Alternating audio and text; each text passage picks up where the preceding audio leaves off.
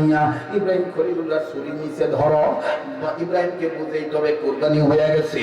হ্যাঁ বন্ধু জিব্রাইল জান্নাত থেকে জান্নাতি দুম্বা আনতে যাইয়েন, এত তাড়াতাড়ি আসছে আমার বন্ধুগণ, প্রতিটি পাখনার পশমের গোড়া দিয়া ঘাম বের হয়ে গেছে। 2 নম্বর হলো বাদান রে, যেদিন ইউসুফ নবীকে তার ভাইরা কুয়ার মধ্যে ফেলায় দিয়েছিল, আল্লাহ পাক ডাক দিয়ে বলেন জিব্রাইল কোন অবস্থায় আছো আমি জানি, তোমাকে এখন অনুমতি দিয়ে দিলাম, শিগগিরই শিগগিরই জলদি জলদি জলদি জলদি করে যাও। আমার ইউসুফকে তার ভাইরা কুয়ার মধ্যে নিক্ষেপ করেছি, নিচে একটা পাথর আছে, এই পাথরের সাথে পয়গম্বর ইউসুফ বাড়ি খান, আমার পয়গম্বর কষ্ট পাবে।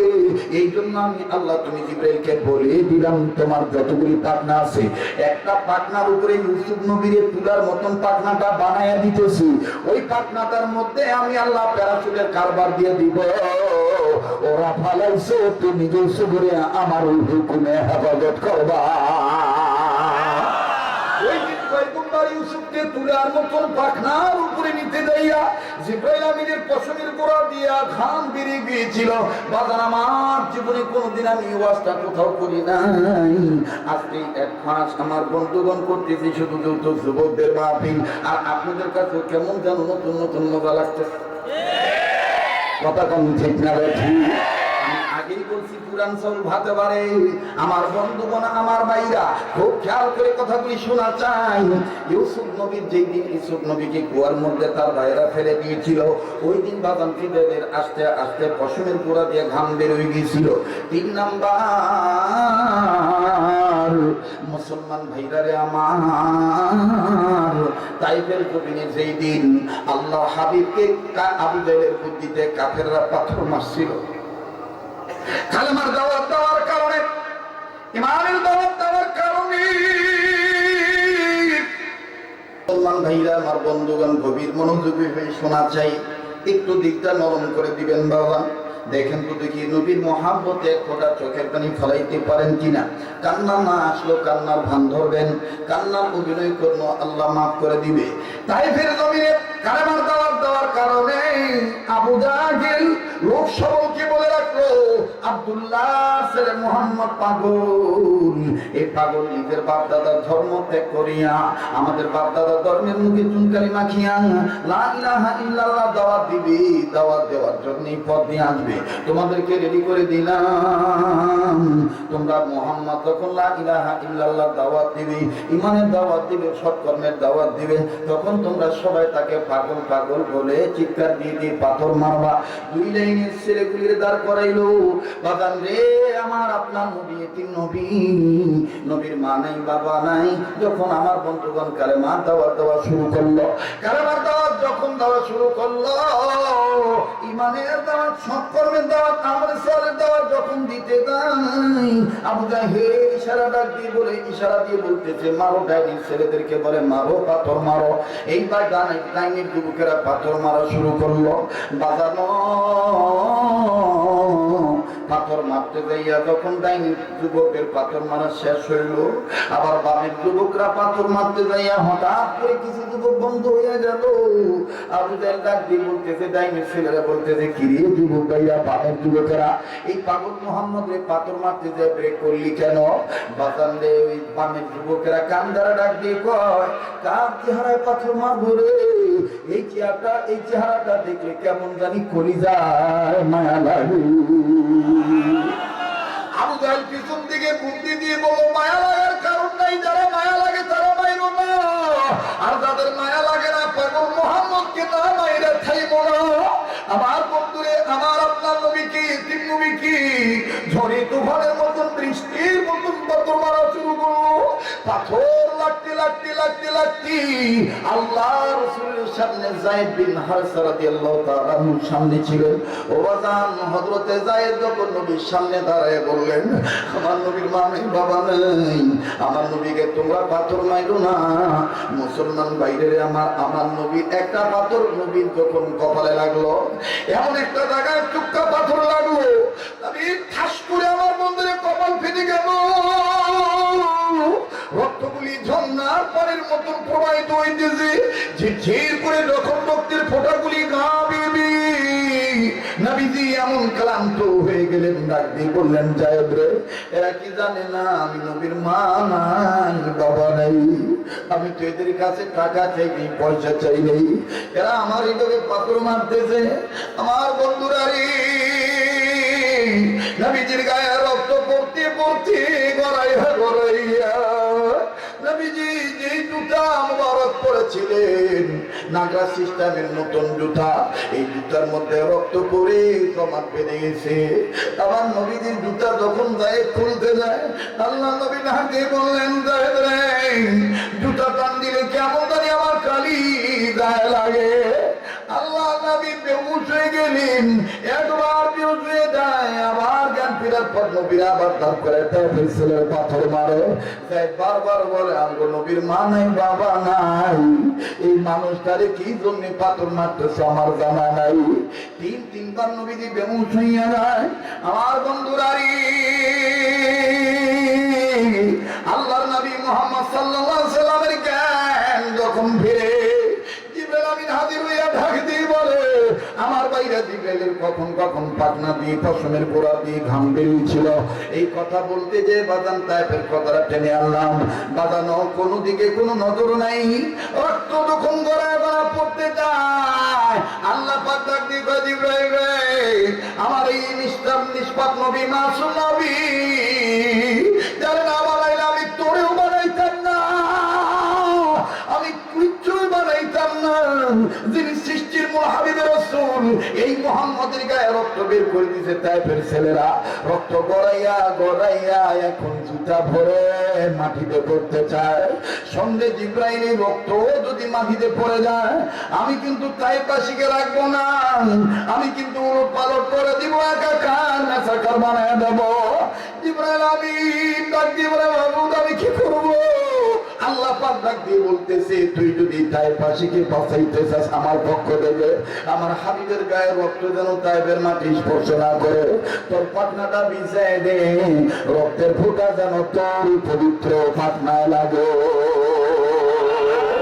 আমার ভাইরা, জিবরাইল আমিন এত দ্রুত চলে আসলেন, হাঁপিয়ে উঠলেন, ডাক দিয়ে বলেন, নবী গো, আল্লাহ পাক বলেছেন আপনার গায়ে রক্ত যদি তাইফের জমিনে পড়ে, এই তাইফবাসীকে আল্লাহ ধ্বংস করে দিবে। আমার নবী এত দূরে চিৎকার দিয়ে বললেন, জিবরাইল, এরা আমারে চিনে নাই, আমি রাহমাতুল লিল আলামিন। আল্লাহরে বলে দাও না, আল্লাহ যদি আমার মহব্বতে পড়িয়া অবস্থায় বাসীকে ধ্বংস করে গজব নাযিল করে দেয়, আমি এতিম নবী কাদের কানে কালেমার দাওয়াত নিয়ে যাব। এরা আমার নাতি নিয়ে রক্ত ফান রক্ত বাইর করে দিছে, আমার কোনো দুঃখ নাই। আমি চাই আমার কোনো উম্মত যেন জাহান্নামের আগুনে না জ্বলে, আমার রক্তের বিনিময় হইলেও যেন আমার উম্মতে মুহাম্মদীরা জান্নাত পায়। মুসলমান ভাইরা আমার, জিবরাইল আমিন পাখনা বিছায় দিল, রক্তের ফোঁটাটা জমিনে না পইরা জিবরাইলের পাখনায় লাগলো। এই গেল তিনবার। চতুর্থবার আরো অনেক ঘটনা আছে, কিন্তু বাদাম 4 নম্বর জিবরাইলের পশম দিয়া ঘাম বেরিয়ে দিয়েছিল, পশমের গোড়া দিয়া। হোসেন যেদিন আঙ্গুর খাওয়ার জন্য দৌড়ছিল, ওই দিন জিবরাইলের পশমের গোড়া দিয়া ঘাম বের হয়ে গিয়েছিল। মুসলমান ভাইরা আমার, বন্ধুরি, আল্লাহ পাক জিবরাইলকে ডাক দিয়ে বলেন, জিবরাইল রে, ও জিবরাইল, তুমি টেনশন করিও না, হোসেনকে দুধ দেওয়ার জন্য আমি আঙ্গুর দান করে দিয়েছি। আর শোনো, তুমি মুখের কাছে আঙ্গুর নাও, আমি আল্লাহ গায়েব করে দেব। আবার জিবরাইল আঙ্গুর মুখের কাছে নিলেন, আল্লাহ পাক গায়েব করে দিলেন।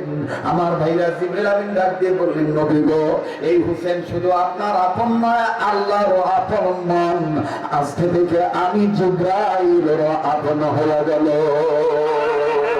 সুবহানাল্লাহ, সুবহানাল্লাহ, সুবহানাল্লাহ। কেন কেন? হুসাইনের ঈমানও পাকা, হুসাইনের আমলও ভালো। সুবহানাল্লাহ। এবার জিবরাইল ডাক দিয়ে, আপনি বলো না আমি বলো, মনে আছে কথাটা? তখন জিবরাইল বলতেছেন আপনি বলেন নবী, আপনি বলো না আমি বলো। নবীজি বলতেছেন না তুমি বলো। জিবরাইল বলে হুজুর শুনেন, আমার বয়সের একটা পরিমাপ আপনাকে জানাই। আমি আদম আলাইহিস সালামের আগ থেকে এই দুনিয়া সৃষ্টির পর হইতে আকাশ সৃষ্টি হওয়ার পরে আকাশে একটা তারকা দেখতাম। এই তারকাটা ঝলঝল ঝলঝল করতো। আমি দেখতাম একবার দেখার পর আবার 70,000 বছর পরে আমি আবার ওই তারকা দেখতাম। এইভাবে দেখতে দেখতে 70,000 বছর পর দেখছি আমার জীবন দশায় 70 বার। কয়বার? কত হাজার বছর পর? 70,000 বছর পর। এবার ডাক দিয়ে বলতেছেন যে নবীজি বলতেছেন এখন কি তারকা দেখো না? জিবরাইল বলতেছেন হুজুর আপনি জন্মের পরের থেকে এই তারকাটা যে কই গেল আর দেখি না। নবীজি বলতেছেন জিবরাইল ওই তারাটার নামই ছিল মুহাম্মদুর রাসূলুল্লাহ। সুবহানাল্লাহ। জয়গান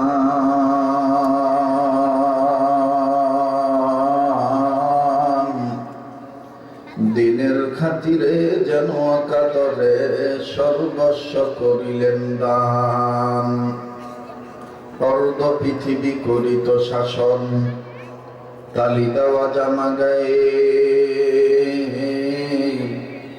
আটার বস্তা পিঠে করে নিয়া সেবিত দুস্থ মায়ে। আজ কোথায় গেল সে মানব দরদি তৌহিদি সন্তান? কোথা গেল সেই সোনার মানুষ, কোথা সেই মুসলমান?